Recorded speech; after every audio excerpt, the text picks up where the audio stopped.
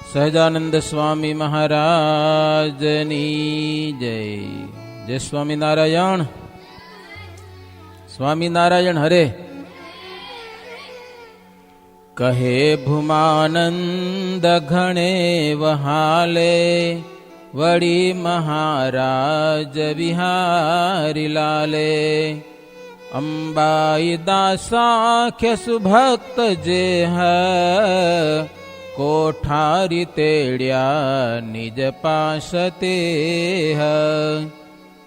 ખેડા તણા તે પણ પાટીદાર, જ્યારે હતા વર્ષ વયે 18. વૈરાગ્ય પામી ઘર બાર ત્યાગી, વૃત્તાલયે આવી વસ્યા સુભાગી.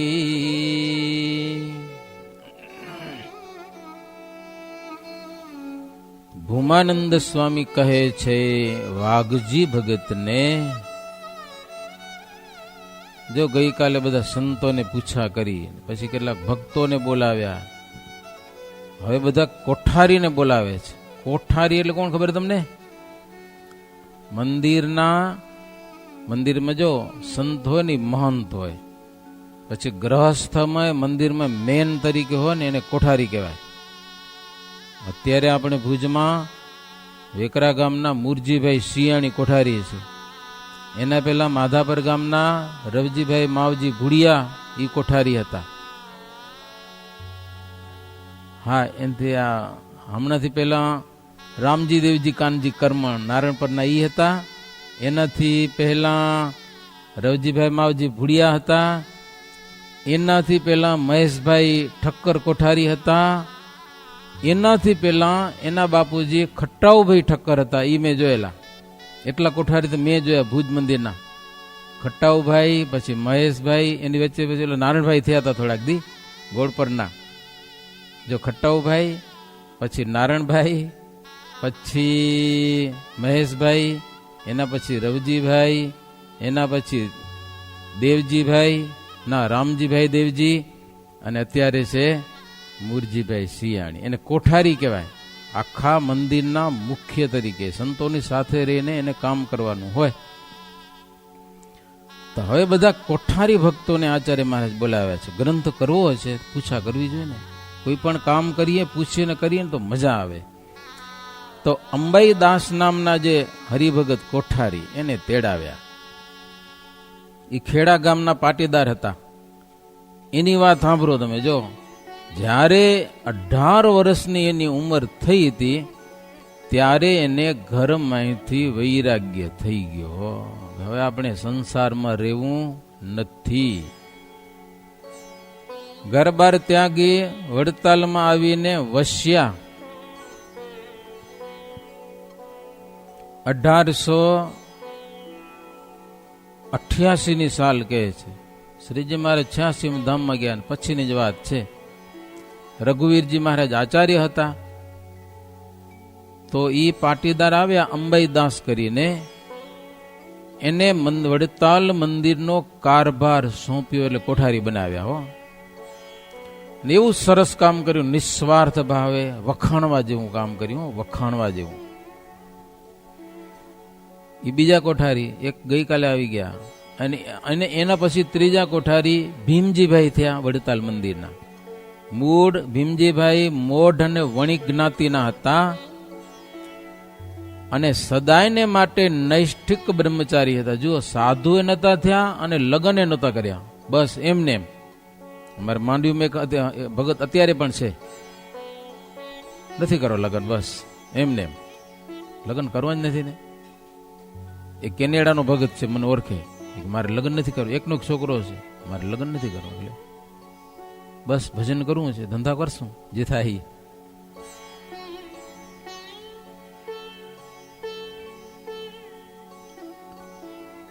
તો ઈ ભીમજીભાઈ સિહોરમાં એનો જન્મ હતો. 16 વર્ષની ઉંમરના થયા ને ત્યારે મંદિરમાં આવતા રહ્યા. અને 1903ની સાલમાં પછી એને સંત બનાવ્યા. ત્યાં સુધી મંદિરમાં સેવા કરી હો, કેટલા વર્ષો સુધી. ત્યાર પછી છે ભાલ માહી અણિયાળી ગામ, ત્યાં વાણિયા મોઢવશે સુઠામાં, થયા પુંજા ભાઈ ભલા જ ભક્ત, શ્રીજી છતાં તે થયા વિરક્ત. એના પછી ભાલમાં અણિયારી ગામના મોઢ જ્ઞાતિના લખ્યું છે. વાણિયા પુંજાભાઈ કરીને હતા. એ તો શ્રીજી મહારાજના વખતમાં જ ઘણા વર્ષ સંસાર કર્યો, લગ્ન બગન કર્યા હતા, છોકરા છૈયા બધા હતું. એમ કરતા કરતા છોકરા ધંધે લાગી ગયા ને પછી હવે આપણે ભજન કરવું. એક તે છોકરાને ભાગ જેટલા પૈસા આપી અને બાકી જેટલું બધી પોતાના નામની સંપત્તિ હશે, માલ મિલકત વેચી બધા પૈસા લઈ અને આવ્યા મંદિરમાં. લ્યો ગઢપુર શ્રીજી મહારાજના ચરણમાં સંપૂર્ણ સંપત્તિ અર્પણ કરી દીધી. મહારાજ, હું એ તમારો અને મારી આ મિલકત છે, મરણ મૂડી જેને કહેવાય, એ પ્રભુ આપણે મહારાજના ચરણમાં બધું ભેટ. મને સાધુ કરો કે મહારાજ કે સાધુ થાવ કે અમે કઈ એમ કરું? અરે પ્રભુ તમે કયો એમ કરું. લ્યો જેમ તમે કયો એમ સેવા કરવી છે, બસ હવે ઘરે જવું નથી. તો શ્રીજી મહારાજ એને ગઢપુર મંદિરનો કારભાર સોંપ્યો. મંદિરને સંભાળો, બિલકુલ નિસ્વાર્થ ભાવે હો. શ્રીજી મહારાજ પછી ધામમાં લઈ ગયા, પણ એને ગઢપુરનો કારભાર એટલે બધો વ્યવહાર ભીમજીભાઈએ સંભાળ્યો. હા પુંજાભાઈ શેઠ હતા, સમજ્યા ને, વાણિયા હતા ને શેઠ. પછી એક ભીમજીભાઈ કરીને સાધુ થવા માટે આવ્યા. તો સંતો કે સાધુ થવાનું કાંઈ નહીં, આ શેઠ છે એની ઉંમર થઈ ગઈ, એના તમે શિષ્ય થઈને રહ્યો અને એના ભેગા મંદિરનું કામ કરો. ભીમજીભાઈ કે ભલે કે લ્યો. તો ઈ બધાને બોલાવ્યા મહારાજ. વળી વિહારીલાલજી મહારાજે ચોથા કોઠારી શું લક્ષ્મી દાસ, એનો થોડોક ઇતિહાસ છે, સંક્ષિપ્તમાં કહું. એની જન્મભૂમિ વઢવાણ ગામમાં અને શ્રીમાળીની નાતના શ્રીમાળી વાણિયા, દસ્સા વાણિયા, દસ્સા તમને ખબર છે, દસ્સા ને વિસા વાણિયા થાય, એમાં દસ્સા વાણિયા હતા. સત્સંગી થયા. વાણિયા જલ્દી સત્સંગી ન થાય, કારણ કે એનો ધર્મ બહુ આકરો, સમજ્યા? વાણિયાનો ધર્મ બહુ આકરો. એને સાધુ આ સત્સંગી થાવું એટલે બહુ અઘરું કામ. છતાં પણ આ સત્સંગ એને સમજાણો, પણ કેવી રીતે? શાલિની ભીમો બોરો શેઠ સત્સંગી સારા, શેઠ સત્સંગી સારા, સિયાણી માં વાસ તે રાખનારા, જેને ધર્મ પ્રાણ કરતા વહાલો, તેને પુત્ર પ્રાપ્ત તે શેઠ લાલો. હવે એની આખી વાત કહે છે લક્ષ્મીદાસની. સિયાણીમાં ભીમો વોરો શેઠ હતા, સિયાણીમાં રહેતા હતા, સમજ્યા ને? પોતાના જીવ કરતા પણ ધર્મવાલો એવા. હવે લક્ષ્મીદાસને એનો સંગ થયો, એ ભાઈબંધ થયા, મિત્ર થયા, દરરોજ સરસ મજાની સત્સંગની વાતો કરે, એટલે લક્ષ્મીદાસને પણ સત્સંગ લાગ્યો બરોબર જેવો. અને સ્વામિનારાયણ ભગવાનની કંઠી બાંધી. સત્સંગ કરતા કરતા કાળ માયાથી ઉદાસ થયા. પછી લક્ષ્મીદાસે ઘરથી સ્નેહ તોડ્યો. બસ ઘરના માણસોને કહી દીધું કે મારે હવે હરિભજન કરવું છે, રજાડો બસ. આટલા દિવસ જો ભરતજી હતા ને, કુલાશ્રમમાં ગયા હતા, 5 છોકરા હતા, એના બધા લગ્ન હતા, બધા લગ્ન થઈ ગયા હતા. પોતાની ઘરવાળી હતી, છોકરાની ઘરવાળી શું કહેવાય, પુત્ર વધુ. બધાને ભેગા કરીને ભરતજી કે મારે હવે તપ કરવા જવું હોય, ભજન કરવું છે. બધા કે ઘરે બેઠા ભજન કરો ને, તો ઘરે બેઠું બરોબર ન થાય. તો કાંઈ વાંધો નહીં, તમે ઘરે રહો તો અમે તમારી સેવા બરોબર કરશું, પણ તમારે તમારા આત્માનું કલ્યાણ કરી લેવું હોય તો અમારી ના નથી કે હા બસ એમ રજા મળીએ, નહીતર અહીંયા રજા ન મળે. ગેટા થઈ ગયા ને ગરડા ડોકરા, એ કે મારે હવે જાવું હોય તો ક્યાં જાશો હવે, કે લ્યો કોણ રજા દે એને. રજા દે તો લોકમાં એવી વાતું થાય કે છોકરા જો ડોકરાને કાઢી મૂક્યો ઘરમાંથી, લ્યો નિંદા થાય છોકરાની. એટલે કોઈ છોકરા રજા દે નહીં, સેવા કરે કે ન કરે પણ રજા ન દે. પણ ભરતજીને રજા મળી. રજા મળવી મોટી વાત છે હરિભજન કરવાની.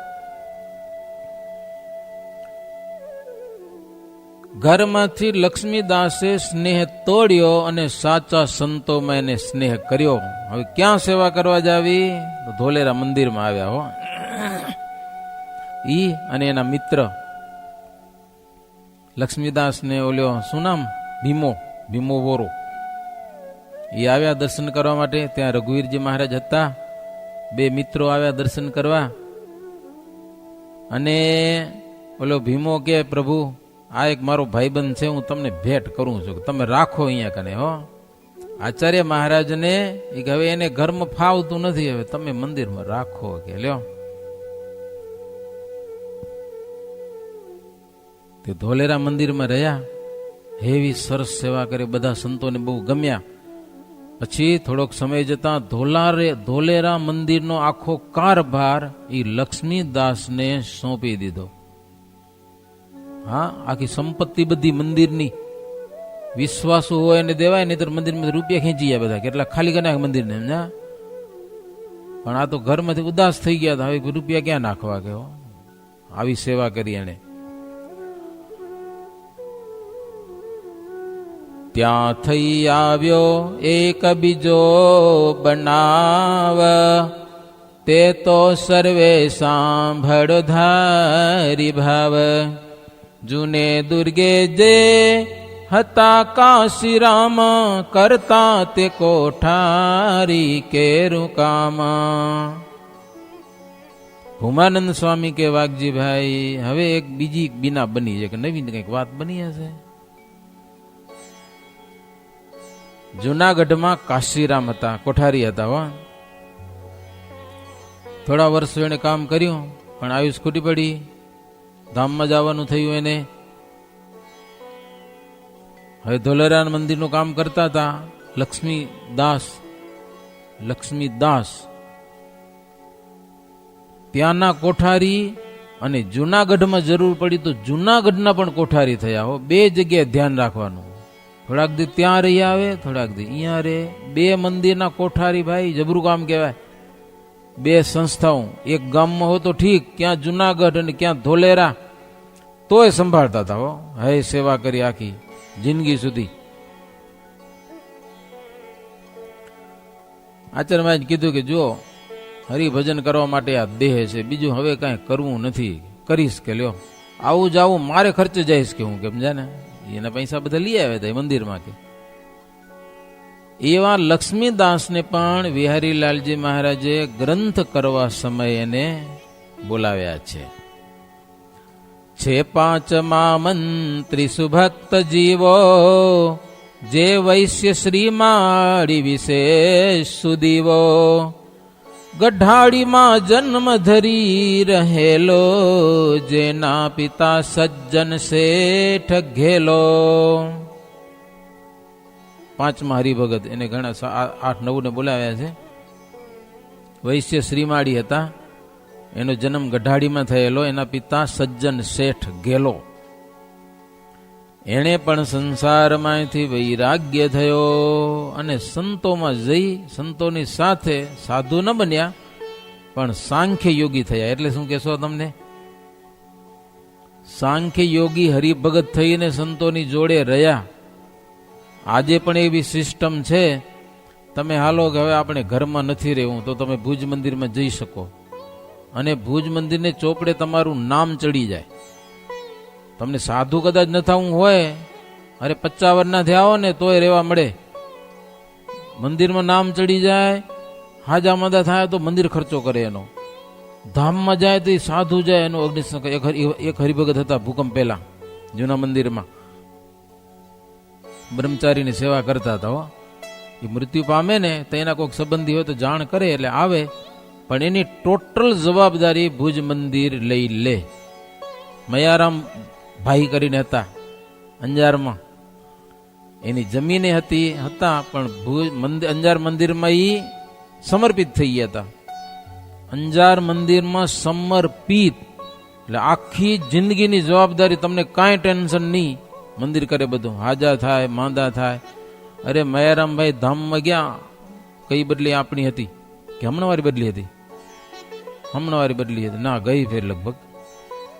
તો કથા પણ મંદિરે કરી એની, લ્યો ધામમાં ગયા, એની કથા મંદિરને ખર્ચે એની કથા કરવામાં આવી. કોઈકની સેવા કરવી હોય તો ભલે ગૌશાળામાં રહેતા અને ગાયોની સેવા કરતા, ટોટલ ભલે સાધુ ન થાય પણ એની જવાબદારી મંદિર લઈ લે.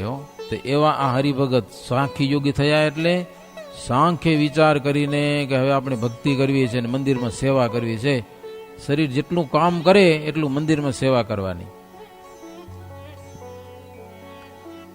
એની બધી વાર્તા ભૂમાનંદ સ્વામી કહી. પણ એક હવે બીજી વાત કહું છું, બીજી વાત. ભાઈ ભલા શ્રી રઘુવીર કેરા, ગોપાળજી નામ ગુણી ઘણેરા. રઘુવીરજી મહારાજ એટલે ઈચ્છારામભાઈ ના દીકરા, શ્રીજી મહારાજના સગા ભાઈ મોટા રામ પ્રતાપ અને નાના ઈચ્છારામભાઈ. ઈચ્છારામના દીકરા રઘુવીરજીના દીકરા, એના 5 દીકરા હતા ઈચ્છારામભાઈના. તો એમાં એક ભાઈ કે ના રઘુવીરજીના ભાઈ, એનું નામ છે ગોપાળજી. ગોપાળજીને શ્રીજી મહારાજ કે તમે એમ કરો, તમે છપૈયા જઈને રહ્યો. જો આખો પરિવાર અહીંયા આવ્યો તો ગુજરાતમાં, સમજા ને, કે તમે ત્યાં રહ્યો, કેટલાક ધર્મવંશીઓ ત્યાં છે, એનો ઘરાસ કે વગેરે સંભાળો અને એ સંબંધીને તમે સુખી કરો કે એમ. તો ત્યાં જાઓ સરવાર દેશમાં, ગામ ઘરા સંભાળજો. અહીંયા મજા આવી, ત્યાં મજા નથી હો. હા, છતાંય મહારાજે કીધું એટલે ગોપાળજી કે બસ પ્રભુ તમારી આજ્ઞા છે એટલે અમે જાશું, જેમ થાય તેમ, અને આપણી ઈચ્છા પ્રમાણે અમે સેવા કરશું. તો ગોપાળજી ત્યાં જઈને રહ્યા સરવાર દેશમાં, એટલે છપૈયા.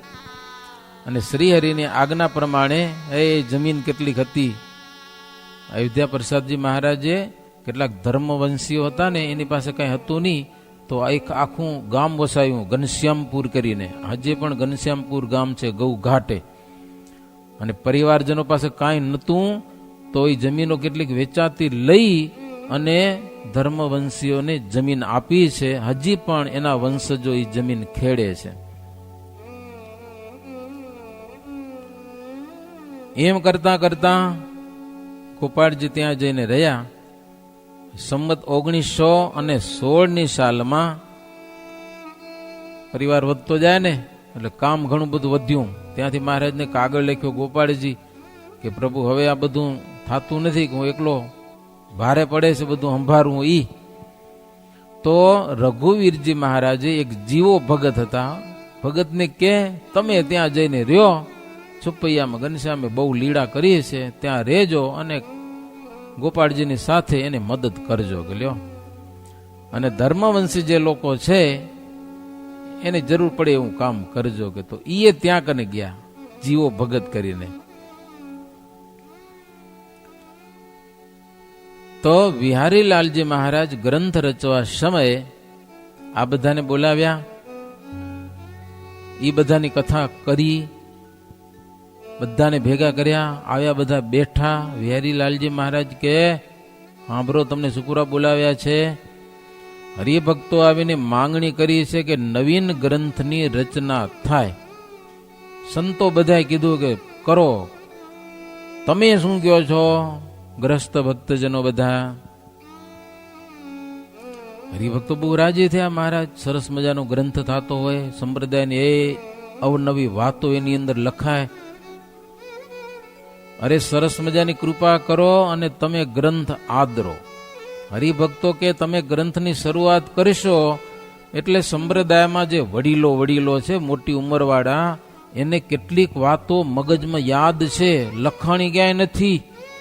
તો એવી વાતો લખીને તમારી પાસે લઈ આવશે ને ગ્રંથમાં લખો એમ કહેશે.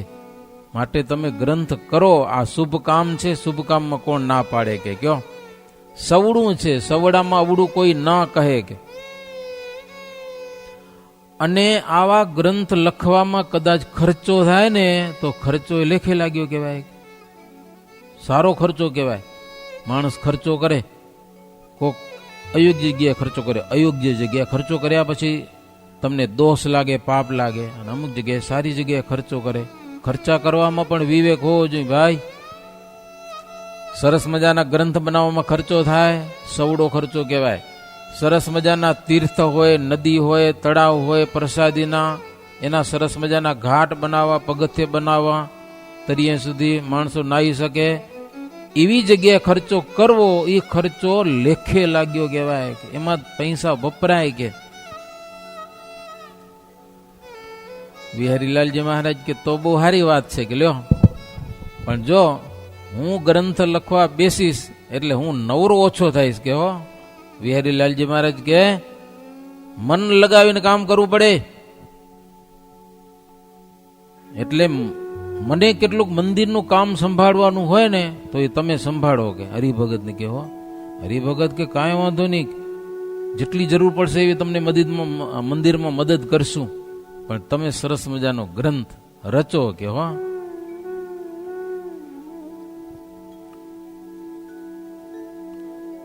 સુણી રાજી બિહારીજી થયા, રચ્યો ગ્રંથ દિલે ધરી દયા.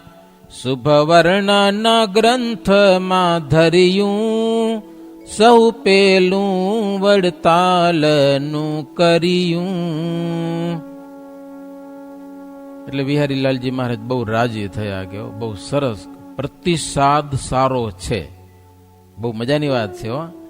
પ્રતિસાદ એટલે તમે કોઈ પણ કામ કરો અને એ ઘણા માણસો કે સરસ કર્યું, બહુ ધજ કર્યું, કે સારું કર્યું, એને પ્રતિસાદ કહેવાય. આપણે કંઈક કર્યું અને માણસો સારું બોલે એને સારો પ્રતિસાદ કહેવાય. અને તમે કંઈક કર્યું ને માણસો નિંદા કરે કે આ નકમું કર્યું ને, આડું કર્યું ને, ખોટું કર્યું ને, ખરાબ કર્યું, બધા માણસો ખોટું બોલે તો એને પ્રતિસાદ સારો ન કહેવાય. બધાને સારું લાગે. રઘુવીરજી મહારાજ, વિહારીલાલજી મહારાજ કે પ્રતિસાદ સારો હશે તો હવે ગ્રંથની શરૂઆત કરીએ કે હો. સુણજો મન સાંતના સજી, કહું છું તે વળી ભાઈ વાઘજી. વરણી નૃપનો સમાગમ, વડતાલે જ થયો કહું ત્યમ. સાંભળજો બધા કે બધા તમારી ઈચ્છા જ છે તો એક સરસ મજાનો વિશાળ ગ્રંથ લખું છું હો. જો પહેલા તો વાઘજીભાઈ અને અચિંત્યાનંદ, વાઘજીભાઈ ને ભૂમાનંદ સ્વામીનો સંવાદ છે. પછી અચિંત્યાનંદ વર્ણી અને અભેસીનો સંવાદ આવશે હવે હો. અત્યારે તો વાઘજીભાઈ ને ભૂમાનંદ સ્વામી વડતાલમાં જ એનો સમાગમ થયેલો છે. તો વિહારીલાલજી કહે છે કે વડતાલની વાત પહેલા આપણે કરીએ.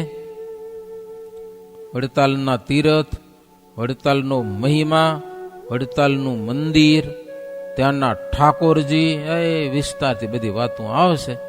પણ બધી જ વાતો ભગવાન સંબંધીની હશે, જે વાતો સાંભળવાથી આપણા કાનના પાપ, ન સાંભળવા જેવું સાંભળ્યું હોય ને આ જિંદગીમાં કે પેલાની કોઈ પણ જિંદગીમાં, તો એ કાનના પાપ બળી જાય. અને કર્ણ દ્વારા કથા હૃદયમાં આવે તો હૃદયના પાપ, ખોટા વિચાર કર્યા હોય, કોઈકને મારી નાખવાના, સંકલ્પ માત્ર હો તો સંકલ્પના પાપ કહેવાય, તો એ પાપ પણ બળે. મોટો ફાયદો છે. કહી શુભયુત્પત્તિ ગ્રંથ કેરી, શ્રવણ કર્યાથી સુશાંતિ દે ઘણેરી. વર્ણન વરતાલ કેરું થાશે, પરમ પવિત્ર શ્રુ ગ્રંથ જ્યાં રચાશે. હવે વડતાલનું સરસ મજાનું વર્ણન થશે અને ગ્રંથ પણ વડતાલમાં જ રચાણો છે. એ બધી કથા આવશે, પણ એ કથા આવતીકાલે. અત્યારે પ્રભુના મંગળમય નામ ઘોષની સાથે કથાને વિરામ. इति श्री बिहारीलालजी आचार्य विरचिते श्री हरि लीलामृते प्रथम कड़से भूमानंद मुनिंद्र वागजी भाई संवादे ग्रंथोत्पत्ति कथन नाम चतुर्थो अध्याय. सहजानंद स्वामी महाराजनी जय. अष्टकोणने ऊर्ध्वरेखा स्वस्तिक जाम्बूजववाला वज्रयंकुस्केतुने पद्मा जमणे पगे नववाला त्रिकोण कड़शने गोपद सुंदर धनुष्यने मीनवाला अर्ध चंद्रने व्योम सात छे डाबे पगे चीनवाला श्रीपतिं श्रीधरं सर्वदेवेश्वरं भक्तिधर्मात्मजं वासुदेवं हरिं माधवं केशवं कामदं कारणं स्वामिनारायणं श्रीनीलकण्ठं भजे. स्वामिनारायणं श्रीनीलकण्ठं भजे. सहजानंद स्वामी महाराजनी जय.